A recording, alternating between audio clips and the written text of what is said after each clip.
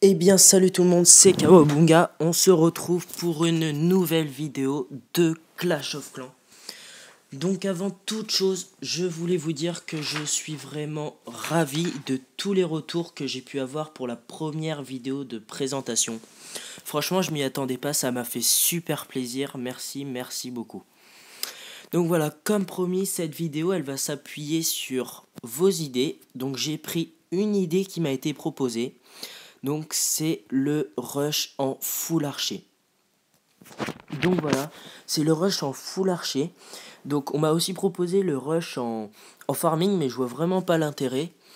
Sachant que il n'y a pas vraiment de technique à avoir pour rusher, pour farmer en full archer. Donc je vois pas l'intérêt de faire cette vidéo. Donc voilà, donc je vais vous donner la technique à respecter pour réussir un rush en full archer. Donc déjà, il faut savoir que j'ai été à 2814 trophées en full archer. Donc je vous dis, une fois que l'on a cette technique, vous pouvez monter très haut avec. Donc, il y a plusieurs règles à respecter. Donc déjà, je sais que cette technique marche très bien pour 220 places ou 240 places, donc 220 ou 240 archers. J'ai jamais testé à 200 archers, mais je pense que ça passerait. Parce que souvent, même en master, j'utilisais que 180 archers pour faire une victoire.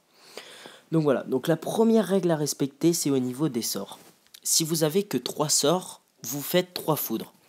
Je vous expliquerai pourquoi après, à quoi vont servir les foudres, à quoi vont servir les sorts en fait. Donc si vous avez 4 places, vous faites 4 foudres.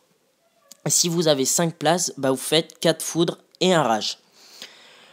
Donc, en fait, les foudres, ils vont servir, comme vous vous en doutez, déjà à détruire les troupes qui sont dans le château de clan adverse, ou alors à détruire les mortiers qui peuvent gêner ou qui font des destructions de masse sur les archers. Donc ils peuvent servir aussi à détruire les mortiers, donc vous posez 2 foudres dessus et c'est fini. Ou aussi à vous mener à la victoire. Donc je vais expliquer, c'est-à-dire que si vous arrivez à 47-48%, donc c'est pour ça que je vous conseille de toujours garder 2 foudres. Donc ça peut vous permettre de gagner. Car si vous posez un foudre par exemple sur une cabane d'ouvriers, donc un seul foudre suffit à la détruire. Donc c'est pareil pour c'est pareil pour les foreuses, les casernes et les cabanes d'ouvriers et là où dorment les héros. Donc vous posez un foudre dessus et ça peut vous amener à la victoire au lieu de perdre bêtement à 49% et de rager, ça fera plutôt rager l'adversaire.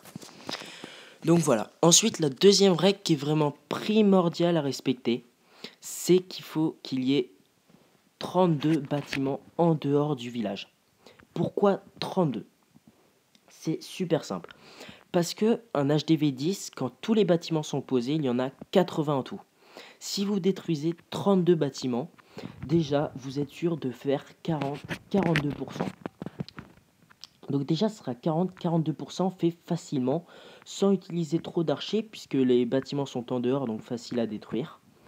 Donc déjà, si vous arrivez à 40-42%, vous êtes quasiment sûr de gagner. Pourquoi ?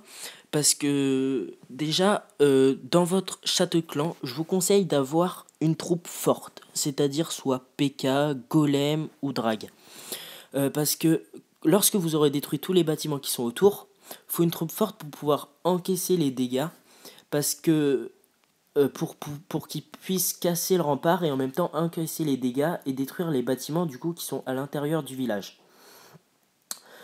Le drag vraiment c'est l'idéal parce que du coup il perd beaucoup moins de temps, il passe au-dessus du rempart et il fait les pourcents qu'il reste.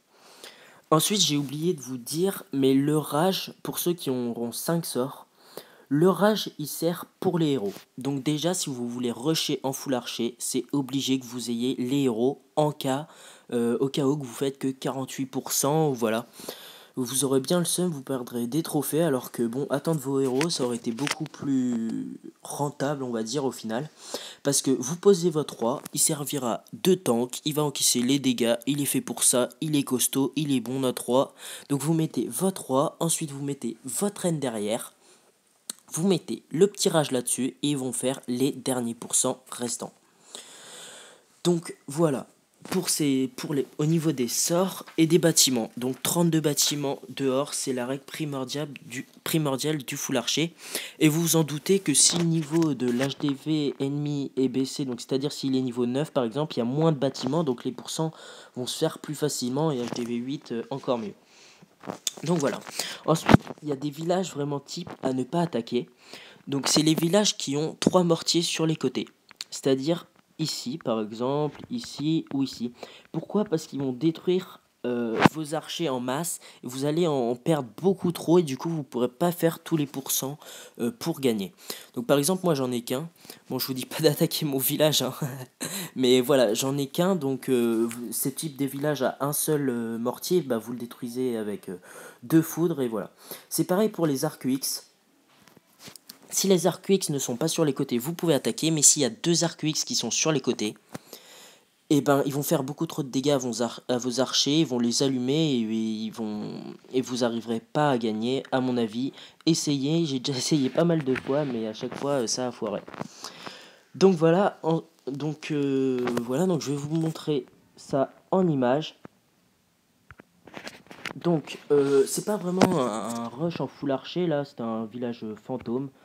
Il y avait pas mal à prendre, mais voilà, il symbolise bien. En fait, il y a plein de bâtiments dehors. Donc franchement, n'hésitez pas à compter les bâtiments qui sont en dehors.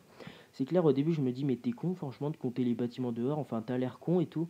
Mais franchement, ça aide vraiment. Voilà, faut qu'il y en ait 32. Ou alors, c'est ce que je voulais vous dire.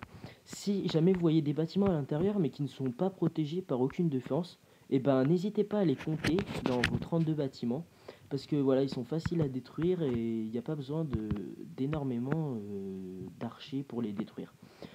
Donc voilà, donc là c'est une bonne illustration. Donc voilà, vous voyez, c'est gagné assez facilement. Donc là je fais mes 50% facilement. Donc voilà, on arrive à la fin de cette vidéo. J'espère qu'elle vous aura plu. Donc n'hésitez pas à commenter, à liker, à poser d'autres défis ou d'autres attaques que vous voulez que je fasse. Et merci d'avoir visionné cette vidéo. Salut tout le monde!